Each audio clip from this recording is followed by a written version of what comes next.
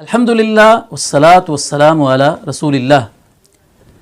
इमाम के पीछे जब कोई मुसलमान नमाज पढ़ रहा होता है तो इमाम की इक्तिदा की 4 सूरतें बन सकती हैं। उनमें से सिर्फ एक सूरत जायज़ है और 3 सूरतें नाजायज़ हैं। आम तौर पर मुसलमान इस हवाले से गलती करते हैं। पहली सूरत जो हराम है वो है मुसाबकत।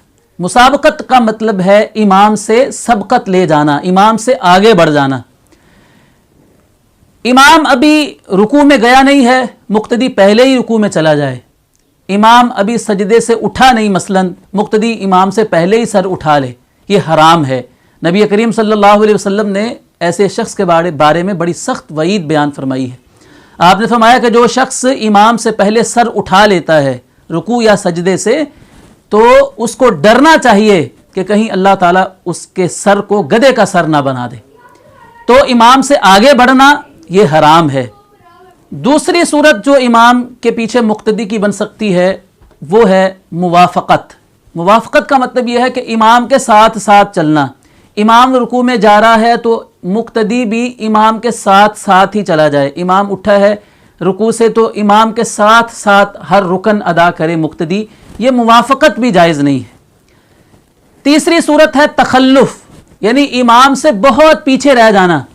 मसलन इमाम सजदे से उठकर क़ियाम में खड़ा हो गया, उसने सूरत फातिहा भी पढ़ ली और मुक्तदी अभी तक सजदे में ही पड़ा हुआ है।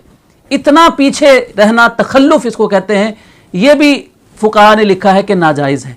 एक सूरत सिर्फ जायज़ है जिसका हुक्म अल्लाह के रसूल सल्लल्लाहु अलैहि वसल्लम ने इन अल्फाज के साथ दिया है कि इन्नमा जुइलल इमामु लियुतम्म बिही। इमाम इसलिए बनाया जाता है कि उसकी मुताबअत की जाए। इमाम इसलिए बनाया जाता है कि उसकी मुताबअत की जाए। तो ये चौथी सूरत मुताबअत जो है इसका शरीयत ने हुक्म दिया है। मुताबअत का मतलब क्या होता है? इमाम के पीछे पीछे चलना, इमाम की पैरवी करना। इमाम रुकू में गया है, जब रुकू में इमाम पहुंच गया तो मुक्तदी भी उसके बाद रुकू में जाए।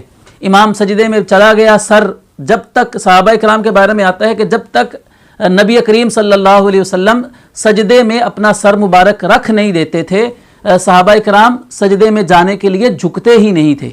तो ये है पैरवी का मतलब, पीछे पीछे चलना। तो ये 4 सूरतें हैं, मुसाबकत, मुवाफ़क़त, तखल्लुफ़ और मुताबअत।